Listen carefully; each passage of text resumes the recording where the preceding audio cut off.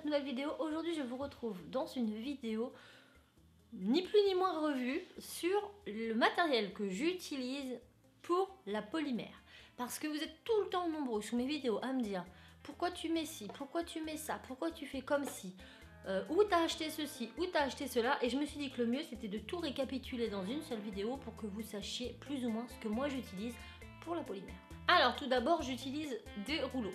Rouleau acrylique, rouleau en plastique, moi je n'ai aucune préférence. Du moment que ça étale ma pâte, je suis contente. Voilà, donc le rouleau, ça c'est un rouleau acrylique de la marque Fimo.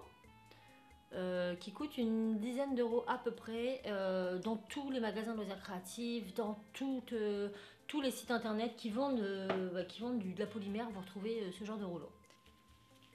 J'utilise des gants, oui et oui. Alors on me dit tout le temps, mais pourquoi tu mets des gants? Eh bien en fait il y a plusieurs raisons. Il y en a qui n'en ont pas besoin, vraiment. Mais il y en a d'autres comme moi qui en ont besoin. Alors en fonction des pâtes que je vais utiliser, notamment la Fimo. Oups, ça va tomber. Si j'utilise la Fimo, à coup sûr, je mets des gants. Parce que la Fimo, elle est très bien, mais elle transfère sur les mains. Vous passez du rouge au blanc, vous avez un rose. Vous n'avez pas un blanc. Donc je mets des gants, comme ça, je travaille mes couleurs claires en premier, mes couleurs foncées après, et ça évite de transférer. Mais c'est pas vraiment la raison pour laquelle je les utilise. Parce que voilà, si vous commencez par les couleurs claires et que vous finissez par les foncées, normalement, vous devrez y arriver. Mon problème à moi, c'est que j'ai des empreintes digitales tellement marquées que je suis sûre que même si je viens chez vous, vous avez réussi à les choper. Voilà. En gros, j'ai voilà, mes empreintes, elles sont très profondes. Ce qui fait que même si je me lave les mains, mais à fond, je brosse avec une brosse à ongles, mes doigts, vous voyez, mes ongles, tout, hein, je brosse. Je mets en plus du gel pour les mains antibactérien, je passe un coup de lingette et tout.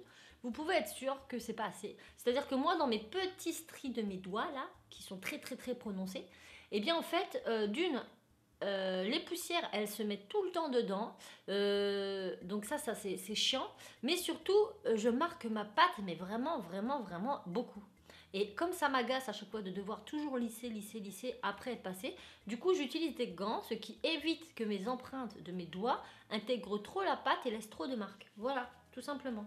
Mais certaines personnes ont des doigts très lisses et du coup n'ont pas forcément besoin de gants. Mais moi, en fonction de ce que je vais faire, j'en ai besoin. L'outil anti-silicone, alors moi celui-là je l'adore, il en existe des tout petits que l'on trouve généralement en magasin de loisirs créatifs dans la section Beaux-Arts, dans tout ce qui est modelage de terre pour faire des sculptures et tout. Moi j'aime pas trop les petits parce que je trouve les pointes beaucoup trop souples. Celui-là je l'aime bien parce qu'il est tout fin au bout mais en même temps très souple, donc si on fait des petites créations on peut juste utiliser le bout là. Et quand je fais des choses un peu plus grosses, eh ben, j'ai le gros embout. Alors ça, moi je l'ai eu en cadeau lorsque j'avais remporté la 4e place du concours des 50 ans Fimo. Donc je l'avais reçu par Train Créatif, ça faisait partie des lots du concours. Et donc j'en ai plusieurs. J'ai celui-ci qui a une pointe biseautée. J'ai celui-ci qui a ici une pointe plate. Celui-ci qui est biseau et plat. Celui-ci que j'utilise aussi. Et celui-ci. Mais celui que j'utilise le plus, c'est celui-là. Les 5 ici, donc moi, comme je vous l'ai dit, je les ai eus gratuitement. Mais vous pouvez les retrouver sur le site de Perle & Co. Ça, je le sais, parce que je les ai vus. Voilà. De toute façon, j'essaierai de vous remettre en partie plus information tous les liens où vous pourrez éventuellement les retrouver. Donc, pas forcément de les acheter, parce qu'il y en a que, comme je vous dis, je les ai reçus en cadeau. Mais au moins, que vous sachiez où les avoir. J'ai cette pochette-là que j'ai achetée. Je l'ai achetée chez Gratitude au Mans. Pareil, vous pouvez le retrouver dans plein de boutiques de loisirs créatifs, notamment Perle & Co aussi le vendent. Donc c'est Grain Créatif qui a fait ça, c'est une pochette zippée avec plein de petits outils de modelage. Des outils pointes, celui-là je l'utilise beaucoup, la pointe là. Là vous avez d'autres outils que j'utilise un peu moins. Vous avez des outils de perçage, pareil ceux-là j'aime bien les utiliser pour percer mes créations après cuisson. Les trous ne sont pas très gros, je crois qu'on a un 2 mm et un 1,5 mm. Voilà, on a pas mal de petits outils qui sont très pratiques pour le modelage. Et je pense qu'avec déjà uniquement cette pochette en base, c'est pas mal. Donc elle coûte à peu près pareil, une dizaine d'euros. J'ai ma brosse à dents Signal, oui, pour texturer mes gâteaux. J'ai de la colle à bijoux. Donc soit j'utilise la Rayers, soit j'utilise la Azalis. Alors je ne sais pas qui c'est qui fait ça. Azalis. Azalis. Entre nous soit dit, les deux sont identiques. Moi, je vois pas de différence. Donc la rayure, c'est la dorée et noire, et celle-ci, on la retrouve aussi très souvent dans les magasins de créatifs. Moi, les deux, c'est pareil. Des lames. Lame souple, lame dure, lame crantée. Donc ça se vend par 3, et pareil, on les retrouve sur les boutiques de loisirs créatifs. Ensuite, j'utilise des scalpels. J'en ai au moins 7. Parce que je les utilise pour tout, moi. Pour le scrap, pour tout ça, pour tout ça.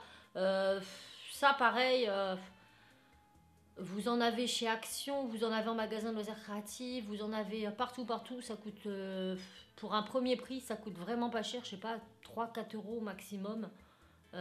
Action encore moins cher, par contre Action sont beaucoup moins solides aussi. Bon, le mien il a déjà cassé.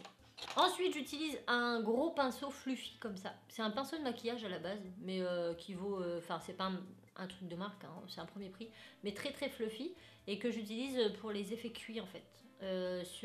Quand je fais l'ocre un peu partout, et ben j'utilise celui-là parce que je trouve qu'il diffuse bien le produit. Voilà, il estompe bien. J'ai des pinces, voilà, pour attraper surtout les strass. Quand je mets des strass, des vermicelles et tout et tout. Ça, je sais pas d'où je l'ai. Mais ça, c'est une pince, hein. C'est pas une pince à épiler, mais c'est une petite pince de précision, pareil, hein, vous en trouvez vraiment partout. J'ai cet outil-là, le petit outil griffoir qui va avec la pochette graines créatives de tous les outils. Donc ça, c'est bien pour faire les effets bois. Vous grattez votre pâte, ici, vous avez un effet de texture comme des gaufres, pour faire des toutes petites textures. J'ai des réglettes Fimo, donc j'en ai 2, je sais pas où est l'autre. Ça, je les utilise beaucoup pour poser mes créations, pour les texturer. Par exemple, dessus, je vais poser par exemple mon macaron. Je vais le faire adhérer un petit peu et du coup, je vais pouvoir le mettre à hauteur de mes yeux pour pouvoir faire ma texture. Donc, j'aime bien travailler avec des outils comme ça. J'ai des outils de chez Sculpey, dont 2 que je n'utilise jamais. Donc, le premier kit, c'était celui-ci que j'avais eu sur Perlenco il y a, oh là là, il y a au moins tout ça. Il y a plus de 2 ans et demi que je les ai. Donc moi ce que j'aimais bien surtout c'était Dotting Tool, Petit Boule Tool, Gros Boule Tool, c'est ceux que j'utilise le plus, pardon. C'est ceux que j'utilise le plus, donc vous avez ce côté là, voilà. Et l'autre côté c'est comme ça, donc celui-ci je ne peux pas vous dire ce que c'est parce que je l'ai cassé quasiment quand je l'ai eu. J'avais dû faire ça comme une barbare et je l'ai cassé et je ne me souviens pas ce que c'était, mais c'était pas très intéressant ce qu'il y avait au bout de la boule. Ensuite au bout du moyen on a cet outil là. Un peu, c'est pas du silicone mais c'est un plastique très très mou, et celui-ci par contre je l'utilise souvent pour lisser, il est vraiment très très bien. Par contre vu que les tranches elles sont nettes, il laisse un peu des marques, mais après vous lissez avec votre doigt ou avec un autre outil, mais pour sceller la pâte il est vraiment génial. Et pareil celui-là je l'aime bien aussi, c'est un espèce de rond, enfin c'est une pointe arrondie mais pareil assez molle, et pour faire certains petits détails c'est pas mal aussi. Voilà, dans ceci en fait j'utilisais que celui-ci, donc l'aiguille, j'arrive plus à parler, l'aiguille. Par contre, en fait moi je l'ai tordu volontairement parce que j'avais plusieurs aiguilles, je vais vous les montrer après. En fait, avant la pointe était toute droite là, et en fait j'ai un petit peu tordu l'extrémité, mais vous verrez rien là en fait. Ce qui fait qu'elle a un petit bord arrondi, et ce petit bord arrondi me sert à faire mes textures de poils.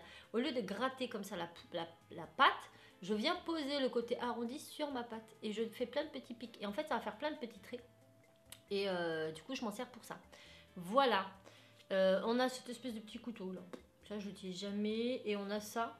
Bon, si, ça, je peux l'utiliser pour faire des points ou des ronds, mais je n'utilise pas spécifiquement. Des outils de chez Fimo Professionnel que j'ai eu aussi lors du concours des 50 ans Fimo, qui coûtent quand même assez cher. Je vais pas vous mentir, mais ils sont vraiment bien. Donc, ils sont vendus à l'unité. On a d'abord celui-ci que je n'utilise pas beaucoup parce que par exemple je préfère ceux de chez Sculpey. Là vous voyez c'est pas assez souple. Sculpey est beaucoup plus souple. Là il y est beaucoup moins. Donc celui-ci je l'utilise vraiment pas beaucoup. En plus c'est pas une matière silicone, ça fait un petit peu un plastique granuleux et je trouve qu'il ne lisse pas très bien la pâte. Donc celui-là j'aime pas trop.